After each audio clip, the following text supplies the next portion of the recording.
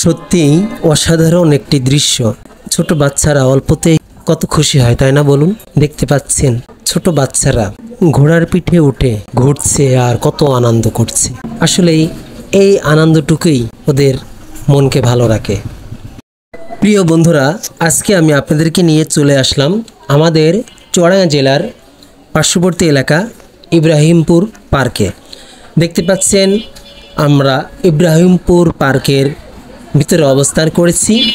আজকে আমি আপনাদেরকে ঘুরিয়ে ঘুরিয়ে ইব্রাহিমপুর পার্কের সৌন্দর্যটি উপভোগ করাবো। দেখতে পাচ্ছেন যে চারিদিকে কত গাছপালা এবং এই গাছপালার মাঝে মাঝেই বিভিন্ন দৃশ্য দিয়ে সুন্দর করে ফুটিয়ে তোলার চেষ্টা করেছে। আসলেই এখানে আসলে, এখানে ঘুরলে মনটা ভালো লাগে এবং খুব সুন্দর সুন্দরভাবে তারা তাদের কারিকুলামের মাধ্যমে তাদের হাতের কাজ দ্বারা জায়গাগুলি সুন্দরভাবে সাজিয়েছে। এখানে অনেক দূর দূরান্ত থেকে অনেকেই ঘুরতে আসে।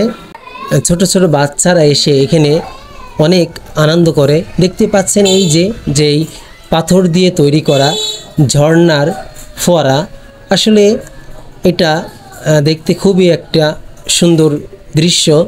এখানে সবাই এসে ছবি তোলে, ভিডিও করে।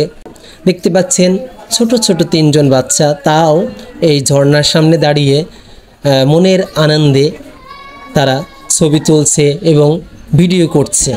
এবং দেখতে পাচ্ছেন এখানে একটি চরকি ঘুরছে। হ্যাঁ, এইভাবে এখানে শুধু যে চরকি তা না, ছোটদের বাচ্চার খেলাধুলার জন্য অনেক সুন্দর সুন্দর জায়গা আছে। দেখতে পাচ্ছেন এখানে একটি পশুর চিত্র তারা তাদের সিমেন্ট বালু রড দিয়ে তৈরি করেছে। আসলে এটা কি পশু, ড্রাগন নাকি অন্য কোনো পশু সেটা আমিও, তবে আমার কাছে মনে হচ্ছে এটা হয়তো ড্রাগন পশুর একটি ছবি হবে। এই ছবিটি তারা তাদের কারিকুলামের মাধ্যমে তারা তাদের ইট বালু খোয়া দিয়ে তৈরি করেছে শুধু একটু বিনোদন দেওয়ার জন্য। দেখতে পাচ্ছেন এখানে বাঁশের কাবারি দিয়ে তার উপরে নেট দিয়ে সুন্দর করে একটি রাউন্ড দিয়ে গেট তৈরি করেছে এবং গেটটি দেখতে খুবই সুন্দর লাগছে। এই যে দেখতে পাচ্ছেন যে রাস্তার দুই পাশে কত সুন্দর সুন্দর ফুলের গাছ লাগিয়ে রেখেছে এবং রাস্তার দুই পাশে ঘাস দিয়ে রাস্তাটি অনেক সুন্দর করে রেখেছে এবং সামনে দেখা যাচ্ছে দুই পাশে 2টা সিংহের মানচিত্র তারা তৈরি করে রেখেছে। হ্যাঁ, এটা দেখতে পাচ্ছেন হয়তো বসার একটি স্থান তৈরি করেছে। দেখতে পাচ্ছেন যে চারিদিকে এই যে দেখতে পাচ্ছেন 2টা পৌরি তৈরি করেছে এবং মাঝখানে একটি বটগাছের গোড়ায় পাখি তৈরি করেছে অনেক বড়, এবং ওই পাশে দেখতে পাচ্ছেন 2টি ঘোড়া তৈরি করেছে।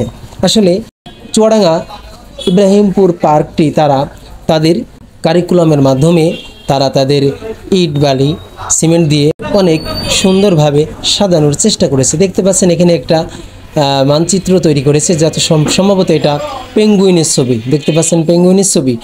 দেখতে পাচ্ছেন এখানে আসলে বসে অনেক যারা দেখতে আসে তারা এখানে এসে চা খায়, কফি খায়, এভাবে তারা তাদের সময়টা পার করে। দেখতে পাচ্ছেন নারকেল বাগান এবং নারকেল বাগানের মাঝে মাঝেই ফুলের গাছের ডাল পুঁতে দিয়েছে, দেখতে সুন্দর লাগছে। দেখতে পাচ্ছেন এখানে বিভিন্ন স্পিড বোর্ড আছে, পুরাতন একটি স্পিড বোর্ড দেখা যাচ্ছে। এই স্পিড বোর্ডে সবাই চড়ে ঘুরে বেড়াবে। দেখতে পাচ্ছেন সিমেন্ট বালু এবং রড দিয়ে রেলিং তৈরি করেছে, খুবই সুন্দর দেখতে। আসলে এই কাজগুলি করতে কিন্তু অনেক পরিশ্রম করতে হয়েছে, অনেক সময় ব্যয় হয়েছে।